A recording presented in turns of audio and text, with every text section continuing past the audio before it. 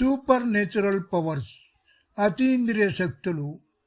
My experience with mind రీడర్స్తో నా అనుభవం.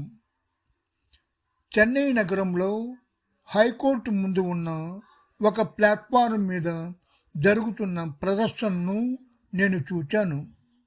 ప్రదర్శించే వాళ్ళలో ఒక వ్యక్తి దీర్ఘ నిద్రలో ఉంటాడు. అతనిపై ఒక దుప్పటి కప్పబడి ఉంటుంది. అతనికి 10 మీటర్ల దూరంలో మరో ప్రదర్శకుడు ఉంటాడు. ఈ ప్రదర్శకుడు మనం ఇచ్చిన రూపాయి నోటును, దానిపైన ఉన్న నెంబర్ను చూస్తాడు. నిద్రలో ఉన్న వ్యక్తి ఆ నోటు నెంబరు చెబుతాడు. కరెక్ట్గా నోటు నెంబరు చెప్పగలిగితే ఆ రూపాయి మనము ప్రదర్శనకు ఫీజుగా అతనికి ఇచ్చివేయాల్సిందే. ఈ ప్రదర్శన ద్వారా వాళ్ళు దండిగా డబ్బులు సంపాదించడం చూచాను.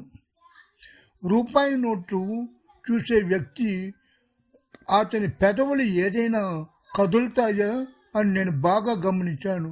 అలాంటి కదలికలేవి అతని పెదవుల్లో కనిపించలేదు. ఇది ఎలా సాధ్యమో తెలుసుకోవడానికి నేను ఎన్నో పుస్తకాలను చదివాను. చివరకు నాకు అర్థమైనది ఏమంటే, దుప్పటి కప్పుకున్న వ్యక్తిని రూపాయి నోటు చూసే వ్యక్తి సమ్మోహనకు గురి చేశాడు, అంటే హిప్నాటిజానికి గురి చేశాడు. ఈ స్థితిలో ఇద్దరి మనుషుల మధ్య థాట్ ట్రాన్స్ఫరెన్స్ జరుగుతుంది, అంటే మెంటల్ రీడింగు జరుగుతుంది. ఆ విషయం నాకు అర్థమైన తర్వాత అలాంటి కోవలో ఇంకా ఏవైనా ప్రదర్శనలు దొరుకుతాయేమో అని చెప్పి నేను అన్వేషించాను.